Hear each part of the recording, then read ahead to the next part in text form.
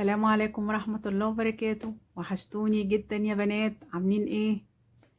احنا الدرس اللي فات خدنا عقدة البداية. الدرس ده هنكمل على عقدة البداية. احنا كنا عملنا السلسلة دي اللي هي دي، صح كده؟ طب انا عايزة اعمل الحلقة التانية من عقدة البداية، ودي بنسميها سلسلة. الشكل بتاعها بيبقى ازاي؟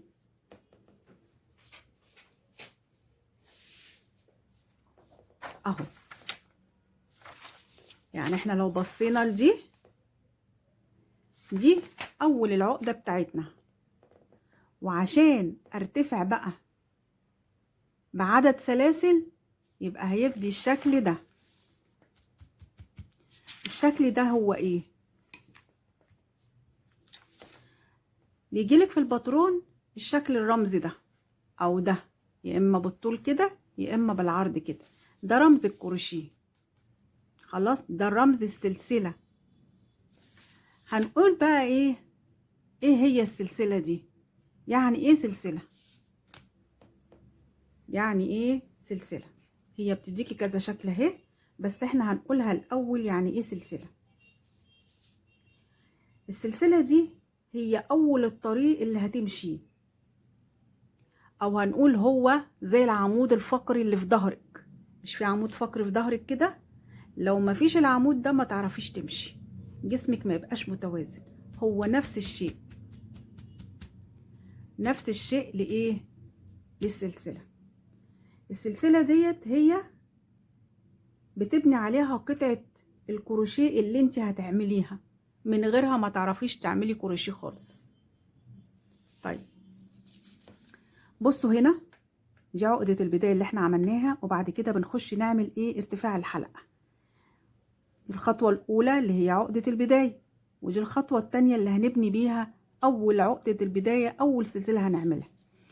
هنا بتبقى عاملة زي ضفيرة الشعر بالظبط أهي، السلسلة بتاعتها مفتحة. هنا ظهر السلسلة بتاعت اللي احنا ارتفعنا بيها هتبقى مقفولة، هتبقى عبارة عن شرط في ظهر الايه؟ الشغل بتاعنا. طب تيجي نعملها، يلا بينا يا بنات نعملها. ادي عقدة البداية اللي احنا كنا عاملينها. هنرتفع ازاي؟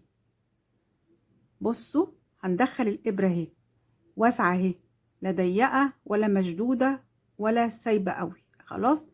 هجيب الابرة بتاعتي وانزل من تحت الخيط تاني. هجيب الابرة بتاعتي وانزل من تحت الخيط، وبعدين شايفين الابرة من هنا ليها تانية بسيطة. التانية البسيطة دي هجيبها كده واطلع من جوه السلسلة. انا عملت اول سلسلة اهي. تاني هكبر لكم الشاشة شوية اهي، بصوا. طيب اهي السلسلة اهي، لو دخلت من تحت كده الخيط واخرج منها، ادي تاني سلسلة، تاني تالت سلسلة، تاني رابع سلسلة، تاني خامس سلسلة، تاني سادس سلسلة، تاني سابع سلسلة، تاني تامن سلسلة، تاني تاسع سلسلة، تاني عاشر سلسلة، تاني خلاص 11 سلسلة. بصوا هنا عاملة زي الضفيرة ازاي مفتحة، ضفيرة الشعر. لو عملناها في ظهرها هنلاقيها فيها خطوط زي ما انا قلت كده اهي. وش الشغل هتلاقيها سلسلة مفتحة زي الضفيرة بالظبط. ظهر الشغل هتلاقي في ظهرها شرط شرط شرط شرط شرط، كأني عاملة مسطرة. يبقى دي السلسلة بتاعتنا، من غيرها قلنا ما نعرفش نشتغل كروشيه. هتنتظروني المرة الجاية ان شاء الله، هجيب لكم غرزة جديدة. بس اوعوا تنسوا تعملوا التطبيق ده وتحطوه لي في الكشكول وتصوروه وتبعتوه على الجروب بتاعنا.